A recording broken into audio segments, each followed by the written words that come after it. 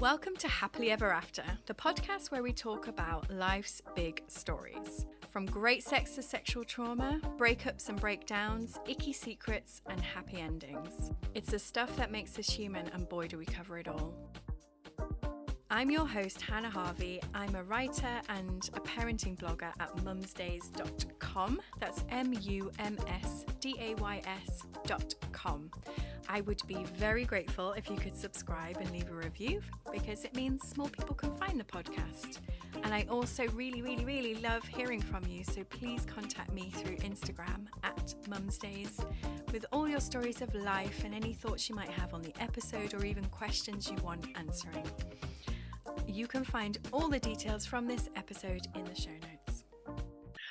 Hello and welcome to Happily Ever After with me, Hannah, and today I'm joined by none other than the best-selling author and blogger, Katy Cox. Hi, Katy. Hiya, how you doing? I was trying to think back, and I think the last time I saw you in person, it was like 2015, and I was really drunk. Oh my God, you were drunk. I was Do you so remember drunk. it? I actually remember holding on to like a pregnant woman's belly, and she escorted me back to the hotel with her pregnant belly because I was so drunk. You just hung on. I did. She was so nice. I can't remember her name, but she was so nice.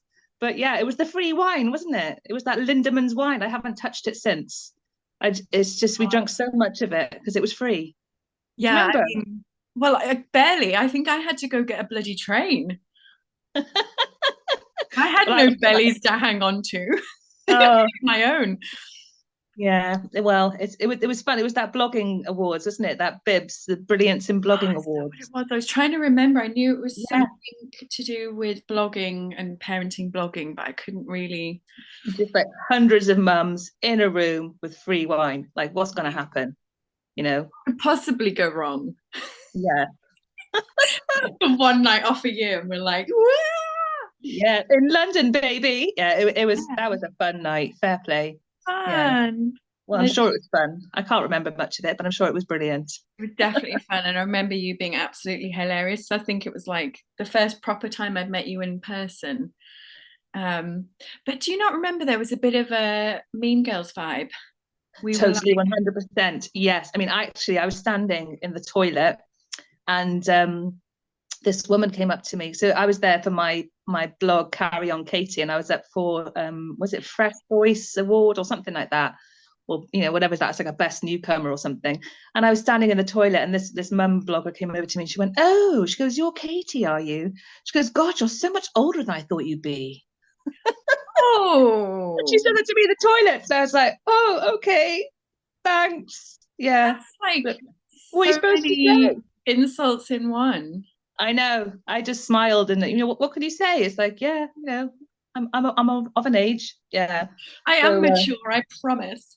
Yeah, I mean, I was a lot younger then. I mean, when was that? 2015. Yeah, I mean, possibly 2016. I think I sort of stopped blogging pretty soon after that. Yeah. Maybe that experience put me off.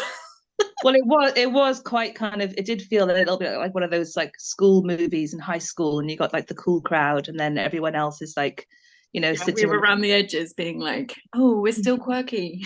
Yeah, it's like, nobody likes me. Who can I talk to? Oh, it's so silly though, because I'm sure everybody feels like that, even when you're in the crowd. Exactly. I mean, I did it twice, actually. I did go back another time. I think it was the following year. I don't think you were at that one, and I didn't know a soul. And I was just sitting there kind of twiddling my thumbs. I think I spent most of the time hiding in the toilets. Yeah, but it was full of like A-lister kind of writers and bloggers. So I sat on a table like with the Unmumsy Mum, who was lush, and a few other people, and I just thought, and Hurrah for Gin was there. She's amazing, but I just didn't have the guts to talk to anyone. So yeah. Probably would now, mind, but yeah. Now you've got your own accolades. Well, not really. I wouldn't go that far. Because since then you've written your hilarious and honest, you're blogging obviously, and then your book. Yeah, the blog. I haven't written anything on the blog for a while because I've just been too busy trying to write books. I mean, I've written 2 books now, and it takes time. It takes ages. Yeah. So the next one's out on June the 1st. So you have to go through all the editing stages, and it's just, you know, rewriting whole chunks of it and pulling stuff out and moving stuff around. It takes hours. So yeah, I've had no time to blog. Yeah. You are very active on your socials though. Yeah. So that's when I say blog, that's what I mean. I'm like, oh, is it? Instagram posts, and you know, you're writing lengthy chunks of stuff. They probably could be considered a blog back in the day. Yeah, I suppose so. Yeah. Good point. Yeah, I think it's just slightly changed. Do you remember what Katy said? Lovely Katy. Yes, I think so. Very dark hair. She's still very much blogging. So I interviewed her back before Christmas, and she was just kind of re-explaining what the landscape is like these days. Yeah, she got like brown curly hair, and she puts up she's got 3 kids. Yeah, decluttering and things like that. Yeah. No, yeah, I follow her. Yeah. So she's obviously done really, really well, but she was saying how everything went hugely Instagram after I stopped, and now it's more like your blog is like editorial content. Oh, really? Yeah. You see, I don't understand Instagram. I'm a Facebook person, and I think I know how it works and when's the right time for me to post and all that sort of stuff. But Instagram, haven't got a clue. I don't know how to share stuff. I don't know how to add links. I don't know what a story is. I don't know what the difference between a story and a reel is. I've got no idea. And I've tried asking like the youth, you know, the youth of our generation. And maybe they don't know. They're like, TikTok. Yeah, well, yeah, TikTok's another one, you see. So TikTok, I was on tour last year, right? It was right as my first book, Emma's for Mummy, came out. And I was on tour with Michael Bublé. And I thought, you know what? I'm going to ask him if he'll hold the book and, you know, take a photograph with it. And I've been working with him for like 20 years, and I've never asked him for a photo or anything. I'm always like, cool. And I thought, you know what, I could really do with some help. So I said to him, I was like, actually, my friend said she had the balls to do it. She was like, Michael, is there any way you could just hold that book? And he was like, and do this with your mouth. I'm smiling. Yeah, please. And he was like, oh my God, you've written a book. That's amazing. He goes, let's do a TikTok about it. And I was like, yeah, okay, that'll be amazing. And he was so excited about it. And he was like, right, give me the book. I'm going to go and I need to come up with an idea, concept, you know, because you can't just stand there and hold the book and be like, buy the book. He needed to have a funny way of presenting it. Oh, really? So if you look at his channel, he does really funny things like voiceovers, and yeah, he's really funny. So we took the book away for a couple of days, and I was thinking, oh, he's not going to do it. He's not going to do it. He's forgotten. And he hadn't forgotten. He kept on coming up and being like, Katy, I've got an idea. And I thought, oh my God, he knows my name. I can't believe it. This is ridiculous. You know, even though I've worked with him for 20 years, I thought, oh my God, how weird. He knows my name. That's amazing. And one night, I can't remember where we were, in a field somewhere. He was like, right, he goes, I've done the video. Let's post it now. He goes, what shall I write? So he was standing there with me, and he goes, what's your TikTok handle? So I was like, oh my God, right, I don't even create one. Yeah, well, I have an account. So I opened it, and then at this point, there was literally like 20,000 people waiting for him to go on stage. Like, they were all screaming. You could hear him all screaming, and he's standing there with me trying to write this thing. And I was like, Michael, listen, we can do this later. It's totally fine. Just go and sing. And then this is not a hurry. You're here for. Yeah, it's like, dude, it's fine. And he was like, no, we're going to get it done now. We're going to get it done now. And so he goes, like, load up your TikTok for me. And I loaded it up, and he looked across, and he was like, oh, because I had like 37 followers. And his face, he was like horrified. Yeah. And he was like, okay, right, well, we've got to get you some more followers. And then he posted it on his channel, like, let's blow this girl's TikTok up. And then I bought him a present to say thank you, because I just thought, what a lush guy to like help me, you know, promote it. He didn't have to do that. So I went out and I bought him a silly sausage. You know that game where it's like a sausage and you've got to like, it's funny. It's a real fun. It's for kids, but like, it's funny. It's a sausage with like a funny face on it, and it's like you pass it around. It's funny. And I went and I bought him. He's really into ice hockey. And I bought him an ice hockey Cardiff Devils jumper, which I had couriered to the middle of Warwick Castle. And anyway, so I went to go and give it to him. And he was like, no. He goes, this is exactly the sort of thing you should be putting on your TikTok. He was like this. He goes, go away and come back and give it to me again, but this time film it. So all of my friends are standing there, all the other string players. Yeah. And there I am giving him this sausage. And I said to him something like, here's the funnest sausage you'll ever play with. Give him the sausage. And he was like, I doubt that. He was like that. But yeah, but even filming that, even having a video of him, it only had about 15,000 views, because I just don't know. Yeah, I just don't know how it works at all. Where, his video of him holding the book had like 400,000-500,000. Yeah. But yeah, I mean, that's how hard it is, I think, to be seen on social media. You just have to know, what you're doing. And I don't know what I'm doing, basically, apart from on Facebook, So I've got Facebook nailed. Yeah, you do. Whenever I'm on, I'm like, oh, she's got loads of likes. Yeah, well, yeah, the people seem to like the more kind of emotional stuff, the more sensitive stuff, I find, Yeah, much more than the funny stuff, So like they like posts about my kids and autism and how they're getting on, and they want to know. And I've had quite a few mums writing into me saying, my child's in the same boat. Can you help me? Like, what can you suggest anything? There's like literally hundreds of people who have children like mine who are stuck, So yeah, I'm actually might write a blog about it today, my first blog in a long time. So yeah. I guess you've written 2 books about it too. Yeah, but the stuff that's more, I mean, the second book is what happens when the autistic character Stanley goes to school. So I'm actually holding the proof of it here, look. Ooh, lovely. Yeah. So that's coming out in June, isn't it? The Motherload. June the 1st, yeah, but that's not the actual copy. That's a proof copy that's going out to like early readers and reviewers and book bloggers and stuff. Yeah, it's pretty though, isn't it? It's really good. Yeah, and that's what happens when so the first one is about the little boy's like 4 years old, and the second one is when he goes to school and what happens. But I'm hoping to write later. I want to write what happens when he goes to comprehensive school and things like that, because that's more, I got a lot of You're living that now, aren't you? Oh, I am. It's like this, Yeah. It's very up and down. So, and the hormones aren't helping at all. God bless him. So yeah. And your boys are quite similar in age. Like there's not much in it, is there? 13. No, they're 2 years. Yeah, but they're both very, very different. So the older one is a lot more kind of he's a lot more kind of blunt and kind of explosive, but the little one is he's like a little cherub angel, and he's very sensitive and sweet, to your face, and then behind your back he'll like memorize your credit card information and buy whatever he wants. Yeah, literally does. Yeah, he bought himself up. Me as a child. It's not even a case of like he clicked buy it now button. He literally memorized the 16 digits and the expiry date and the 3 numbers, and bought himself a lot of Robux, Sweet. So we had to like break our cards and order more in and hide them from him. So blank out the details on the totally. Numbers.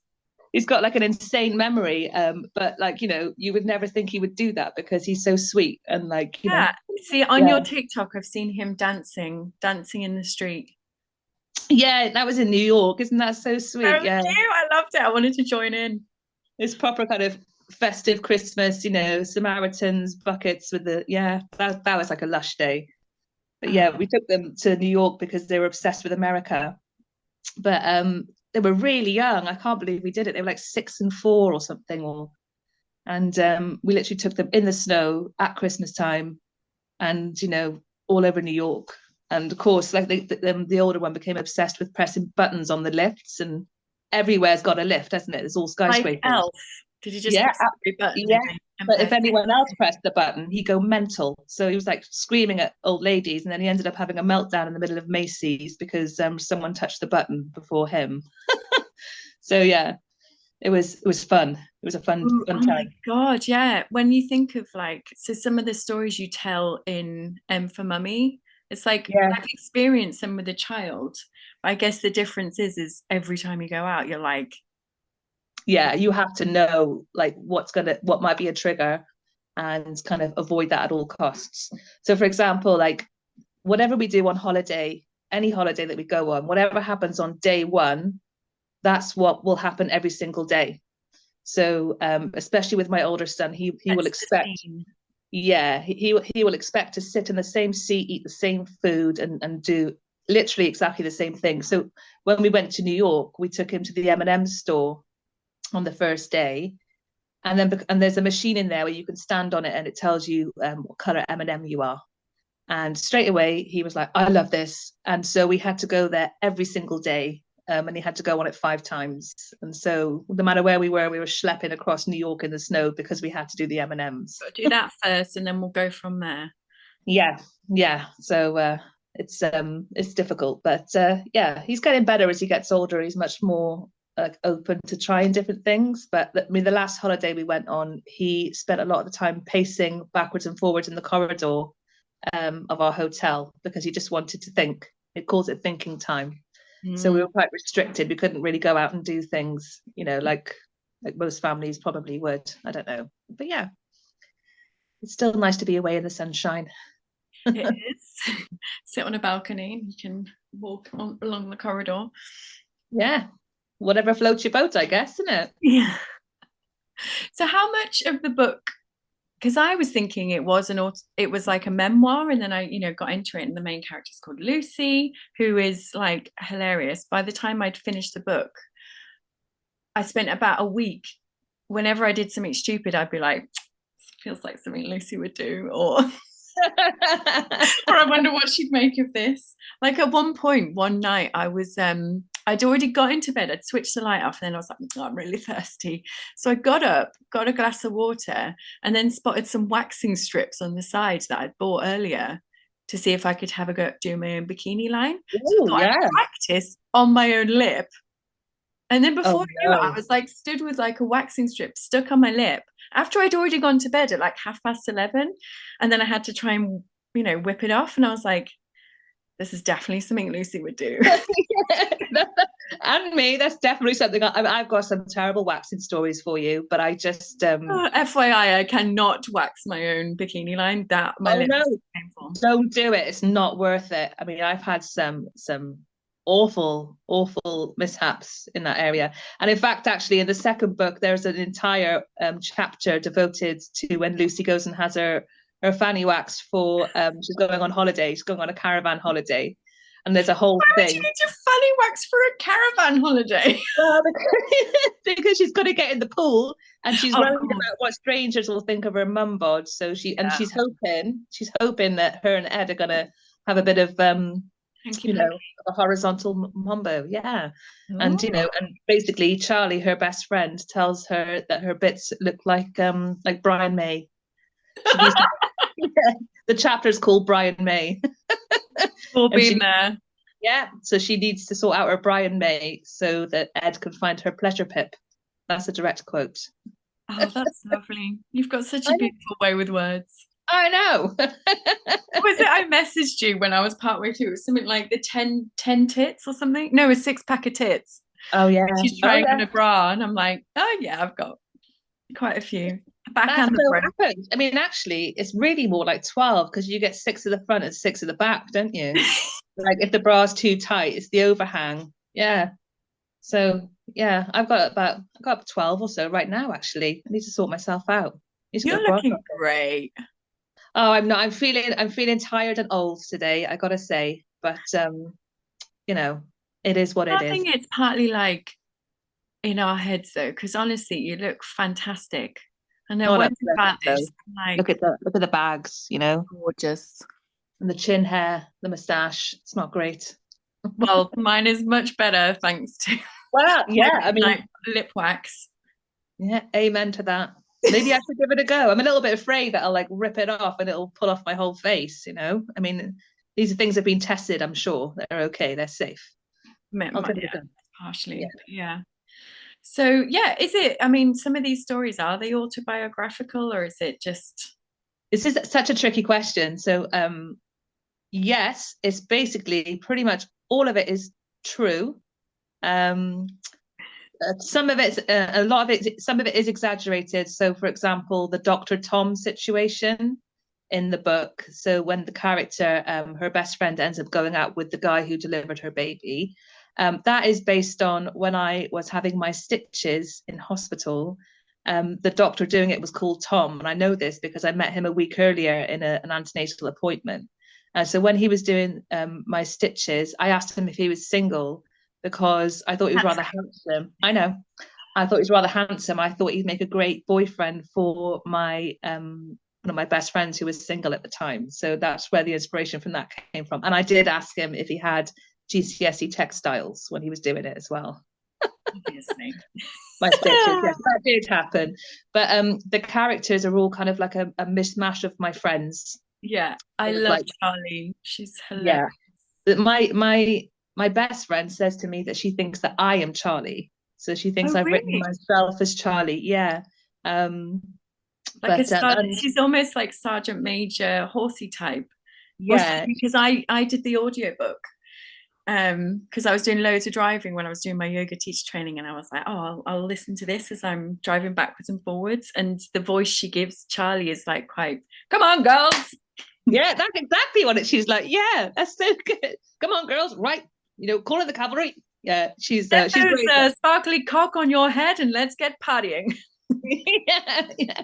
I haven't listened to all of it actually. I've only listened to like a few chapters, but I mean, she was great. The actress, wasn't she? Yeah, Charlotte really she's really good. But yeah, so it is true. But a lot of the some of the characters, so for example, the character of Stanley, the little boy, he is both of my children merged into one. Okay.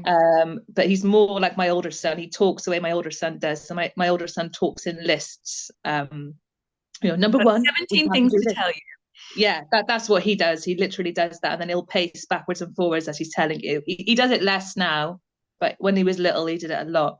And the mother-in-law character, which is a bit of a tricky one because I didn't want my own mother-in-law to think it was her. Yes, you had to do somebody else's mother-in-law. Yeah, well, what she is actually a combination of about 5 or 6 mother-in-laws rolled into one of all experiences that my friends have had with theirs. Yeah, but all true. I need to think we're gonna be one of those one day. Yeah. I'm like, hell no, my kids marrying anyone. That they're gonna stay with me forever, and I'm gonna make them dinners, and that's that. And I just don't trust anyone else to be nice to them, frankly. Well, no, exactly. Yeah, just lock them up and keep them at home. Yeah. And speaking of interesting women, is Marsha a dick? So Marsha is one of the mummy characters, or is she just misunderstood? Do we get to see a bit more of her? I think in the second book she's in it. Yeah, Marsha is a dick, but we all know that dick, don't we? We all do. I was gonna say, like, we've all met that person, but I worry that there's a bit of that in all of us as well. Like, I don't think so. It's not in you. I'd be able to see it, but there are those. Yeah, you're not a dick. You're not a dick. But so much. I mean it, man. But yeah, you do meet those women, and I found there's a lot more of those women when I was in London than where I live now in Wales. But they're definitely there, and they're very kind of like well, my son is doing this, this, and this, and and then especially if you have a child that's not meeting their like milestones. It's really hard anyway without having someone rub it in your face. And I've had a few people like that do that to me. And I was in the park one time and this woman was like, my son, I put him down on the floor and there was like wood chippings on the floor and they were getting caught in his sandals and he refused to stand on the ground. And she was like, oh, your child is autistic, etc., etc. And this is before I knew he was, and she just made this kind of like huge kind of. Said that to you? Yeah, she did. Yeah, she was just like, oh, your child has sensory issues. He's obviously autistic. And I was like, dude, I don't even know you for you to say that. And yeah, like people just chip in and make comments. And like, yeah, go away. Turns out she was right though. Fuck her. Yeah, it wasn't her place to be right. Yeah, go away, man. Yeah, but it's so Marsha is based again on quite a few women that I've met in my time rolled into one. Mm-hmm. Yeah, I mean at one point I wrote the mother-in-law character and I gave it to my friend and she said you have to make her not so bad because she's not believable. And I'm like, well, some of the things that my mother-in-law's of my friends have done, these things have actually happened that are so outrageous, but actually it was considered not believable. but it's true. Yeah, you're So like, I had to soften her up a bit, you know. I know. I know. she is very good though. I can totally imagine that sort of just, I guess, a bit of my son can do no wrong, Yeah. head in the sand type thing. And then it's I don't want to spoil the book, but it takes Lucy to kind of work a few things out and be like, oh, this Yeah. explains Ed's behavior. Yeah, interesting. And just, yeah, some of the meltdowns you describe, it's like, it's so physical. Yeah. The one in the book, actually, that again is The based. McDonald's one had me in tears. Did it? Oh, Yeah, sorry. because you can just imagine like how physically exhausting it is Yeah. when it's, The especially when it's McDonald's your own one, child. it is really sad. The McDonald's one is complete fiction, actually, but the one at the birthday party, that actually did happen. Mm-hmm. And it happened when we were moving back to Wales from London, and one of the kids that was going to be in his new class was having a birthday party, and so we were invited so he could get to know his class members. And anyway, we were in the party. He was probably around 5 or 6, and in the party he was doing really well, and with all these kids he didn't know. And then they had those Cadbury's chocolate finger rolls, and he went to go and get one because everyone else had one and they'd run out. And because of that, he just completely lost it. And me and my sister had to carry him outside, and he was literally punching and kicking both of us, and two of us, grown adults, couldn't like hold him basically. So you like lay him down on the floor, and this is at the point where all of his future classmates were leaving with their party bags and their balloons, and I was And their finger rolls. Yeah, and their finger rolls, little punks. Yeah, and he was just lying on the floor, like completely. It's the worst meltdown he's ever had, like ever. And then you see when he comes out of it, then he's as white as a sheet, and he's just kind of really, really sad, about it. It's really sad. So that's what that was based on. Yeah. Bless him. And do you was that the kind of thing that going forward you were able to avoid? Because I can imagine it was like total overwhelm meeting all these brand new people. Yeah, I mean, I just was a bit not having something. I've got fundamental memories from when I was like 2 or 3 being at a disco and they ran out of a hot dog, and it's been one of those memories that have stayed with me of like, it's almost like self-worth related. They didn't enough for me and nobody got me one, or oh love, I'm sorry. So it happens, doesn't it? And it does, yeah. But you see, it wasn't about the chocolate finger roll. It was about, I mean, and this is the thing, you don't realize it at the time. And now that I'm kind of more experienced and I know him better, I never would have put him in that position and taken him there in the first place. But it was about not only the stress of moving house, but the fact he was going to be, and it was building and building and building. And then basically the chocolate roll was just what, broke the camel's back, my it could have been anything. It might have been having a blue balloon instead of a red balloon in your party bag, or and so if someone didn't know him or the situation, they'd probably be like, oh, what's going on with him, this spoiled little thing, didn't get a chocolate roll, pull yourself together. It's like, no, it's not about that at all. It's so complex. And that's what he's like now. So he'll hold it in for ages and ages and ages, and then one day he'll just explode. So more recently he exploded and ran away from school, and he hasn't been back since. So for a whole year he held it together. Or Facebook things, but it sounds like some real positives have come out of it. Yeah. So I've now enrolled him. So he basically had a huge meltdown, and he actually punched someone. He punched his best friend, who's a lush kid who really cared about him. But you know how boys are, they were bantering with him and teasing him, but just in jest. But he just cannot take that at all. And he just completely lost it, punched his friend and ran away. And the school didn't even let me know he'd gone missing. Just absolutely shocking. And so by the time I found him, he was in full meltdown, and he said, I'm never going back. And I was like, fine, you're not. Yeah, so he's been home ever since, and he's literally like a different kid. And we've signed him up to an online school. And then he went away on that adventure weekend last week. and all the kids in his dorm were autistic, and they were all lush, and he had like the best time. So it's now he's only doing 3 subjects at the moment, but now he wants to do way more. So he's in it to stay. I just got to find the money to pay for it. So What, online school? yeah. Pay for it.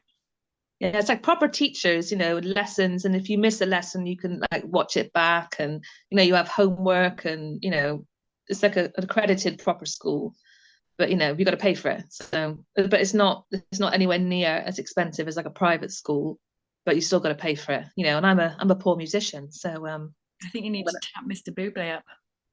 Yeah, either that, I could try the Bublés, or I could sell a kidney, or just do some hooking or something. I don't know. Or some, I don't know, Iron Naked on the internet. Maybe we'll just get everybody to buy a book. Oh, that would be great. Yeah, that would be. We do that. Why don't we sell the thing you've got? Yeah, and then if all that falls apart, then I'll sell something, or go down King's Cross and do what needs to be done for the sake. Let me know. I'll come too. Yeah, thanks, man. Oh, so obviously, like you've got one teenager and one nearly teenager. Do you feel like support for you and your sons with autism has changed at all, or is it sounds like there's still a lot further to go if he's getting the support he needs from school? In terms of support, I get absolutely nothing at all. And this is what happened in the second book. I mean, she talks about it. And if you talk to anyone whose children have been diagnosed with autism, ADHD or whatever, you literally get handed a piece of paper saying, yes, your child is autistic. See you later. A certificate.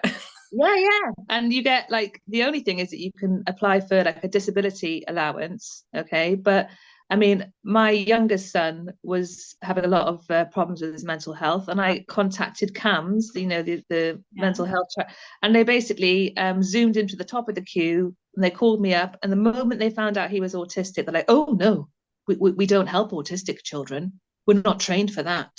And they basically said no, they couldn't do anything for him because he's autistic.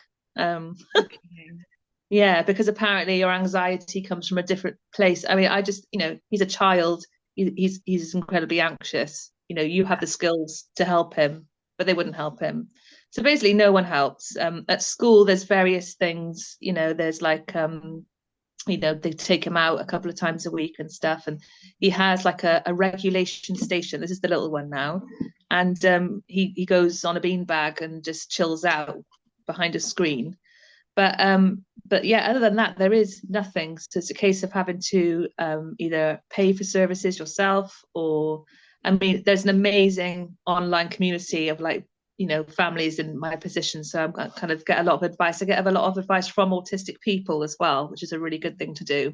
Yeah. So one of them is a guy called Chris Bonello. He's amazing. He's autistic, not weird. And you can write in there and he will, other autistic people will answer your questions and help you. So that's the best thing to do, to speak to somebody who's actually been through it, who's going through it. But there is no support. It's really sad. And I see so many parents, my child's on the waiting list, to be assessed. And what they don't realize is that if and when they are, that's it. It's sort of game over. There's no magic kind of service that's going to help you or help your child. You just have to, you're kind of on your own. It's sad, isn't it? Yeah, it is. It really is. Yeah. And I guess that's why things like your Facebook community is so thriving, is because you're offering real stories. There'll be people that are kind of behind you with younger children that are like, okay, now what? Yeah, and there's people with like grown-up children who've written to me saying, God, I wish, my child was so unhappy at school, they're an adult now, I wish that I'd taken them out, I wish I was brave enough to do it. So it's just, whatever you do, you're constantly living with kind of like guilt and anxiety of like, is this the right thing? How can, is he going to be okay? How about, how are you making the right decisions? It's massive. I have no idea if I'm doing the right thing. I'm just winging it for now. But what I will say is that he is significantly happier. I'm worried that, in the future, is he going to be really isolated? What happens if I drop dead tomorrow? How's he going to cope? Well, the fact he's now got a whole community of friends is a yeah, significant improvement to a few. yeah, and they're not physically in person here. They're all dotted around all over the country, but he's in touch with them, and that's the same as like my son's friends. When he comes home, yeah, he doesn't really see them. He's just online with them, and yeah. How old is he, your son? he's 10 now. 10. Oh, so they see they've got their mates at school, and he does football and things like that. But really, once they come home, it's not like when I was a kid and you'd go around to your mate's house and be playing out. It's all online, isn't it? Exactly. I mean, frankly, I don't think I'd want my kids out anyway in the streets these days. It's like, I'd be too frightened to let them out, but they don't want to go out anyway. But yeah, I mean, it is different, and we socialize in a different way now, don't we? I mean, really, there's no need to leave the house ever. You can do schooling, you can do degrees online, can't you? You can work from home. I mean, we can just sit at home all day. From our houses. Yeah, it's just lovely, like hanging out in your pajamas, doing a bit of maths, whatever, have some cake. Yeah. Nice. So, yeah, I don't know. Like I always think homeschooling is really tough, though, if you're the one who's going to be at home making sure they're doing it. Yeah, I mean, he was so desperate to not go to school that he's thrown himself into this, and he's like, no, I really want to do this because, and I'm like, it's okay, we'll just take it easy, you haven't got to do like 10 subjects, and so we're kind of easing him in, but he's determined to make it work because he just doesn't, he won't even leave the house at school times. He doesn't want to bump into anyone from the local school. And then we got a couple of neighbours, 2 doors up, who go to that school, and he won't walk out our front door until he knows there's no one there, because he's so traumatized by his time there. So yeah, so I personally couldn't have sat and taught him, because in lockdown it was a disaster. I mean, was it the same for you? It was the worst. Yeah. It's like, let's do this. No, you're not my teacher. Like, yeah, you have the same thing. It's horrendous, wasn't it? And I had all these great ideas. I was like, cool, let's get some Pokemon characters and write a paragraph describing them. And they were like, no. And I was like, and I made a shop and got all these items out and put prices on them. Let's do a shop and add everything up. No. But I was like, my teacher's way more fun than you. And I'm like, I'm really fun. I object to that. I am so fun. You should see what people write about me online. Yeah. I'm like, literally so fun. Yeah. But they didn't see it that way. So there's no way I could teach it myself. I can't do it. So that's why we're doing this online school. Yeah. So, and at least he has to answer to other adults, so they say, can you do this? And he'll do it. But if I ask him to do it, it'll be a flat out hell no. Yeah. My mum said was a primary school teacher for years, and she said it was easier teaching a group of 30 kids than it was me or my little brother anything. Yeah, I can totally relate. I mean, I used to teach kids, usually like one-on-one, like teaching them the cello and things like that. But then I go to teach my own children, try to teach them the piano. I mean, they're literally throwing stuff at me, and I got no patience. I just, I got patience with everybody else's children, but not mine. I just think they're just different. Everybody performs a bit more, don't they, when they think they're being watched? Yeah. Somebody that isn't their parents. You're just an extension of them as far as they're concerned. Yeah, that's true. Yeah, I couldn't do it. But luckily I don't have to do it. So teach other people's kids. So you're like total rock star then? I'm not a rock star at all. Your husband as well? My husband plays the bass guitar. He's lush. He plays, his main gig is Rick Astley. So really? Yeah, he does. So he's been doing that for quite a long time. And they're doing all the festivals this year, and then I think they're going on tour at the end of the year. So he is away quite a lot. He was away a lot, kind of when we first moved here. Like, Rick was really busy, but so far this year he hasn't done as much. So he's sort of, one minute he's on stage in front of thousands of people, or he's like in his Spider-Man pajamas, making toast for the kids. So it's very all or nothing with him. Yeah. So at the moment I'm the breadwinner. I was going to say, if you're off hanging out with Michael Bublé. You're doing a tour soon, aren't you, with him? Yeah, so our first gig is on Sunday this week in London. Is it Sunday? Yeah, Do you go Sunday. and come back, or is it like you're on the road now? No, so it's very bitty, this tour. So there's 2 gigs in London, and then there's nothing for 2 weeks, and then we're doing all like Manchester, Leeds, all of that. Yeah, I think that's at the end of, I don't even know what month it is. What month is it now? It's currently March. So March. So, yeah, April. sort of like it's more. So the bulk of it's like the end of April and half of May. So yeah, some of Oh, the times we're staying out, some of the times I'm coming home. One of the gigs is in Cardiff, so it's down the road from me.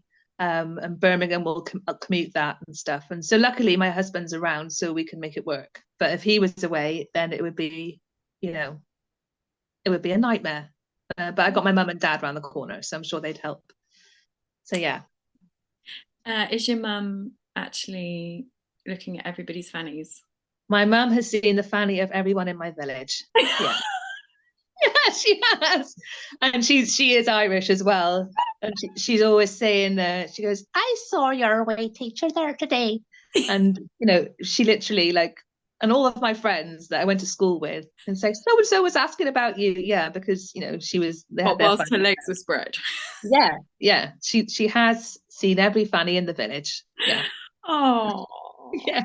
And then she's always telling me to wear my lipstick. She'd be like, where's your lipstick? Because if I'm not wearing it, she thinks I'm like gravely ill. Are you okay? Where's your lipstick? you should So get yeah. your lips tattooed. That's what I did. Yeah, is that it? Oh, you've done that? Oh my Yeah. God. So my sister has just done it as well, literally last week.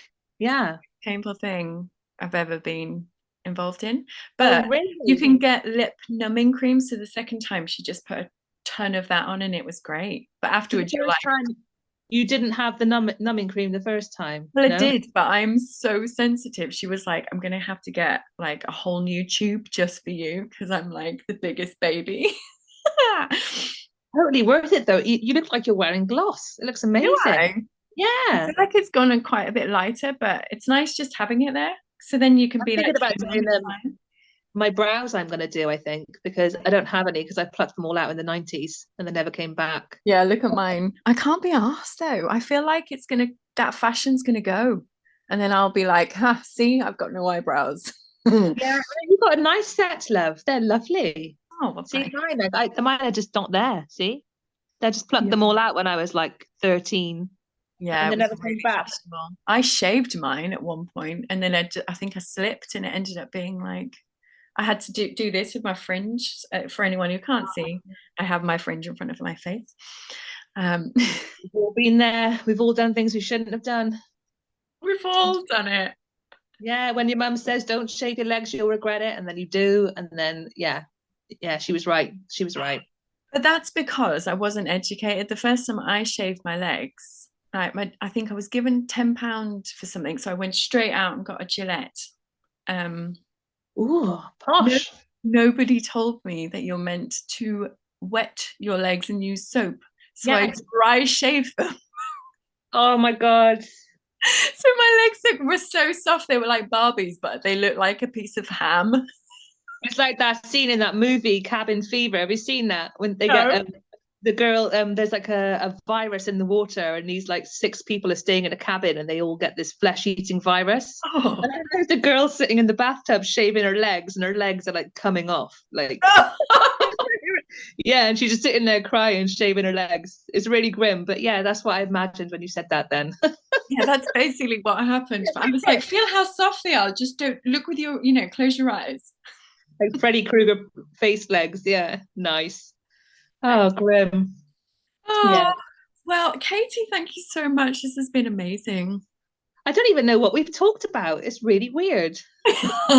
This happens to me every time. I get like all cold and sweaty afterwards, and I'm like, what did I say? I know. I'm thinking, what have I don't know what I've said. We've I mean, talked about, I'll give you the synopsis or like the breakdown. We've talked about Michael Bublé. Oh yeah. We've talked about autism and your kids. Oh, I talked a lot about that. I go on a That's bit. good. I'm That's sorry. fine because I think from what you've been saying, people need to hear it because there'll be people who are just, finding out that their kids have got it and they're like, now what? Well, I don't know what the answer to that is, but what I you would do is say, well, the first thing is buy your M is for Mummy, then follow your Facebook.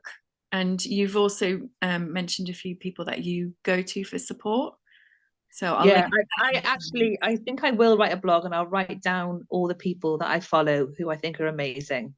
My number one favorite at the moment is Heidi Mavir. Do you know her? No.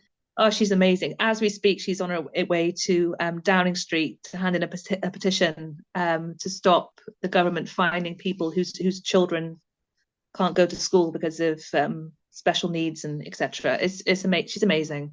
She's my new Beyonce. Oh, lush. Yeah, go and check her out. She's You really know, funny. yeah. The other thing about autism, I think, is that loads of like grown-up people, especially women, seem to be just finding out now. Yeah, there's literally I know so many autistic adults, and some of which I don't even think that they realize that they are as well. But I can see the traits in them. Yeah. Yeah, and well, my husband, is that is again what happens in the book, but that has happened in real life as well. That we've decided, well, he's decided to come to the conclusion that he is autistic as well, and it just kind of makes so much sense to how he handles the world and how his brain works and stuff. And yeah, and I think for him it's really helped him, like the self-awareness of it, and he's able Yeah. to go back to his childhood and realize why certain things happened and why he found things so hard. And but he found music, and that sort of saved him, I guess. Grace, yeah. All hail music. Brilliant. You rock Yeah. star. Oh, I've got one rock star story for you. Oh, go on, love it. At this very moment, remember the M people? Yeah. So Shovel, who was the percussionist in the M people, he lives near me and he does sound baths, and like he's a shaman, like this super magical being. So I went to one of his sound baths on Saturday night as like a pre-birthday treat. And he left his power sticks there. They're like these, I don't even know what they are. They're like beautiful wooden carved, like a walking stick. And yeah. 4 of them, and he's always had them on stage apparently, and been all over the world with these sticks as like creating the power fortress for his performances. And he left 2 of them at my friend's studio, so I've got 2 of them in my house right now. Oh, you should get them out. Powerful. Yeah. If you got them there, like, show us. Like, are they upstairs? No, they're downstairs. I'll put a photo. Well, I'll have to ask his permission because I don't know if he want their photos everywhere. I can't think of which one he is. Is he good looking? Yeah. Right. Well, why don't you go and return the sticks? Oh, he's coming to pick them up later. Right. Well, what are you going to wear? He's got a beautiful family. Oh, happy. All right. I forgot to ask if he was single. And I'm not single either, you know. Oh, you're not? No, I didn't know that. I thought you were. So who are you see? Well, you don't want to tell me. Well, I call him the art teacher on my account. So I haven't seen that. I haven't seen. So I'm dating him. And he's an actual art teacher. Actual art teacher. He's really tall and dark and very handsome. Oh my God. I love it. Right. I'm going to go back and read through. Yeah, I didn't know. I didn't know you were seeing someone. Well, I've only mentioned it a few times, so I'll forgive you. Oh, I love it. Especially that he's an art teacher. I love that. Creative with a regular employment, important. Exactly. Frankly, yeah. Best of both worlds, isn't it? And like being with a musician who one day is employed and then not employed for a month. It's like, that's no good. In his pants. Does he have action figures? Oh yeah, he has action man. I mean, if I open the cupboard behind me, it's full of Star Wars figures. Yeah, they're all his. He's 51. Oh, yeah. I know. He loves his action figures. He loves Marvel. He loves it all. Yeah. I think that's going to be your direction for TikTok, is videoing, having a little interview video with each of the characters. Yeah. Give them a unique take. I'm gonna have to do something, because when I see Bublé on Sunday, he's gonna be like, "What happened with your TikTok?" I think I've got like 200 followers now, and he's like, "Why?" You say your followers did nothing for me. Yeah, it's like, yeah, they didn't. Yeah, I mean, I have all these fake Michael Bublés following me. Oh, Yeah, and I have a lot of Rick's fans following me as well.